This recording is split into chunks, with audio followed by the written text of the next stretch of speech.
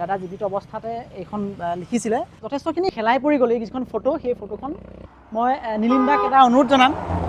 এই ভিডিঅ'টোৰ জৰিয়তে দাদা যদি পাৰে সেই দাদাৰ যিখন ফটো এই মন যায় ফটোখন কাইণ্ডলি আমাৰ কাৰণে আকৌ আপুনি সেইদৰে কৰি তোলক যিদৰে আচলতে আজিৰ পৰা কেইবছৰমান পূৰ্বে আপুনি কৰি তুলিছিলে আৰু মই যিমান দূৰ জানো ইয়াত আহি গৰিমা বৌয়ে ইয়াত ফটো মাৰি গৈছিলে গৰিমা বৌয়ে ইমান ধুনীয়াকৈ আঁকিছিলে গতিকে আমাৰ লখিমপুৰবাসীৰ বাবে এইটো এটা ভাল খবৰ বা ভাল কথা যে নীলিম মহন্তৰ দৰে এগৰাকী স্বনামধন্য শিল্পী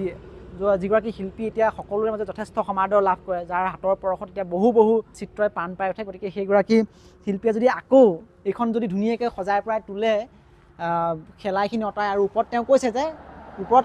অৱশ্যে এটা কথা বাৰু ওপৰত কনষ্ট্ৰাকশ্যনটোৰ ফটোখন ৱালখন ছেভ কৰি ৰাখিবৰ কাৰণে তেনেধৰণৰ কোনো ব্যৱস্থা নাই ওপৰত যদি শ্বৰ্ট কিবা থাকিলেহেঁতেন তেতিয়া কৰিব পৰা হ'লহেঁতেন কিন্তু নীলিম দাই কৈছে যে সেই ওপৰৰ যিখিনি অঞ্চল সেই